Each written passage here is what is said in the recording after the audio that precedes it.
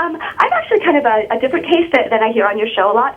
I'm an atheist. Both of my parents are atheists. My mother's from Europe, so they're not quite as, I don't know, but I'm 21 now, and I'm at college. I'm at UT, and what... Okay, now that I'm an adult and I'm not in my mother's world, I'm constantly surprised when I meet people who are Christians and who don't believe in evolution. It just basically just shocks me. It's like, oh, really? And I've kind of come to understand and accept that I'm living in a country full of Christians and with these ideas and kind of accepting that idea, but my fiance, he is one of those. He believes in God. He's a Christian. He doesn't believe in evolution, and we will have children one day, and I'm really concerned about this. Like I kind of at first when I discovered that he doesn't believe in evolution, I was just like, oh my gosh, is this relationship going to work? This is craziness. What am I dealing with here? But I love him. We've been together for a long time. He's a wonderful man. But I'm really concerned about when kids do happen. I can't imagine having my kids raised. I certainly will teach them everything that I believe, but how would I deal? I don't know how I'm going to deal with that future. I don't want my kids to be fed lies. I don't want them to be told that they're starting off as evil and all the other nonsense. And I don't know. The only thing I can think to say is the honest thing is, well, your father unfortunately is not properly educated and was brainwashed by his grandparents, who were brainwashed by their parents, who were brainwashed by their parents, and besides that, I'm a little concerned. I mean, it's going to be a very confusing situation for kids to be raised in, And I guess, I don't know, I'm just wondering what your thoughts are, or any suggestions, or anything to help clear up my concerns. Yeah, aside from being accurate in that he was not properly educated and he was brainwashed, I actually think that approach is probably not conducive to long-term marital harmony. Right. So I think it's definitely an issue you guys need to work out before you get married. And I don't know how this is for you, but for me, something like this would be an absolute showstopper. I don't think I could be in a relationship with someone who denied the fact of evolution and who basically, I guess, would want to insist on raising children in a church. Well, he hasn't been, like, I don't know how insistent he's going to be. I think we need to have this talk, definitely. Yes, because I can tell you that people get very, very picky about these things. I've known lots of people like, who, oh no, my baby has to go to heaven and all that. I've known lots of people who are very well educated, who are very pretty much lukewarm about going to church or anything. That point right there, I'm going to university, and I had a wonderful childhood where I, like, an enriched environment type thing, and unfortunately, he didn't have a very good childhood and ended up being kind of a bad child and a bad teenager, and he's starting community college next semester, and the thing is, he really didn't get a good education, and he's a very intelligent man, and I don't know, I know it's kind of hard to break through the religion thing, but do you maybe have anything you would suggest that I could give to him to read? Maybe I can make an agreement. I'll read one of your nonsense books if you read something about something like what would be the best thing to give to him, to show him. Yeah, actually exchanging books is probably not a bad idea. No, I mean, it would be torture for me, but... Maybe not. I mean, because if you read a book that he gives you and he discovers how easy it is for you to refute some of the points in the book, that may cause him to start thinking about his beliefs. But, one of the books that I think that if you two read it together, it's probably the least offensive, least likely to provoke some kind of defensive response from him. It's Guy Harrison's book called 50 Reasons for Believing in a God. 50 Reasons People Give for Believing in a God.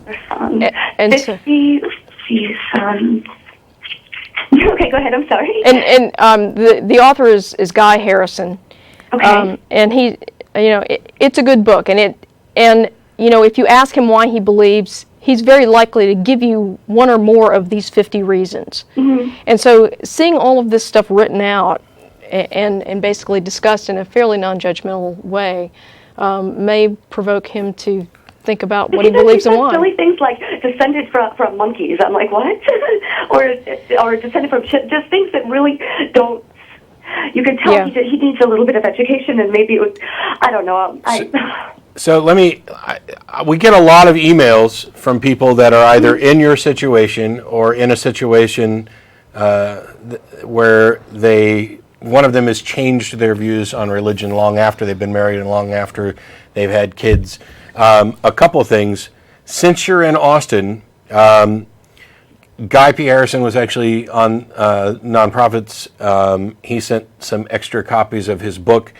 If you want to send me an email and find a time that we can actually meet, okay, I'll give you a copy of the book that he sent, because I'm pretty sure that you're exactly the person he would want me to give it to. Cool. But I will say, this is stuff that I can't stress this enough. I know you love this guy. I'm not trying to break up any relationship.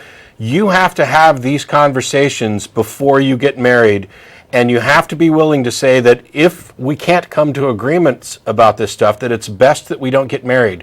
Because I get, no, your mom's wrong. No, your father's. That's got to be so confusing for a child. Yes, because I get. The kid's going to think that I'm going to hell at one point, and then another point think that that's my biggest concern. But I get email from people who are in situations where they didn't have this conversation. Yeah. They got married, they have kids, and now everything is a disaster and divorce is looming. Mm-hmm. And what do we do about the kids? If you care about the education that your kids are going to receive, it's fine to work out some kind of equitable arrangement that everybody's happy with, where their dad gets to take them to church on occasion and teach them the things that he believes in, values, and you get to directly compete against those beliefs. But there's no way in a relationship where one person's religious beliefs denies scientific fact and the other parent's beliefs are such that they're teaching the children scientific fact, that you are not going to get into a conflict.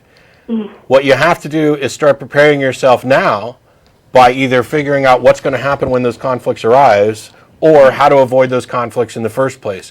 And because we've been able to get just fine, but by deciding, let's just not argue about this. And, and it's been good for a couple of years, but it's going to have. You're right. We're not going to have to. Kids are going to change that. Extended family is going to change that. There's a lot of issues that have to be addressed. I know plenty of people who are in relationships where one person's a believer and one person's not, and it works. On that. You do know situations where one is a believer, one is not, and they've come to like an arrangement. How toxic is it for the children? Like, according to your observations, because that's just got to be a mess for the children. Like hearing one side and then the other within the parents. Those are the two biggest people in a child's life. Right. The thing is that different people take their religion to varying extremes. There are plenty of people who are believers but don't practice, mm-hmm. or don't let it interfere with their daily life. But if your fiance is somebody who is, I don't know whether he just doesn't accept evolution or if he's vehemently opposed to evolution. He just goes, oh, no nonsense, because he's read. I don't the name of the books, but some nonsense books that just, the ones that they'll take like a little teeny bit of a claim and throw that down without reading the whole rest of it. Like he comes to me it's called lying like that, and it's just I just want to educate. Then the other book that I'd recommend is probably Why Evolution is True by Jerry Coyne. Yeah. And there's plenty of online resources if you don't want to go nuts on the books. There's Talk Origins is probably the best and the only one. But do us a favor. You have like, just from families you've observed, how much of a mess have you seen? Like a lot of torment in these children? Yes. I have yet to see a relationship with a believer and a non-believer with respect to Christianity. I haven't looked at. So a fundamentalist Christian who denies science married to an atheist who adheres to science with kids, I have yet to see that not turn into a nasty situation at some point or another. Well, it may happen. I'm only talking about what I've witnessed and what we get in email, and I'm only mentioning it as a cautionary. I hope you and your fiance find a way to work this out and stay happy and healthy and raise happy, intelligent, healthy kids, if that's the way it goes. And I also hope that if you find out that this isn't going to work out, that you do the smart thing and break things off before they get nasty and ugly. I have no idea which way to go. I just hope that you both end up happy either way. Well, I will tell you one thing. I'm not going to poison my children. I will. Thank you. Sure. I think he told me what I already kind of knew myself, and I do need to have a talk with him, so I appreciate it very much. And I finally got through to the show. Thank you. Sure, and drop us an email, tv@atheist-community.org. I definitely will. Thanks, Christy. Thank you.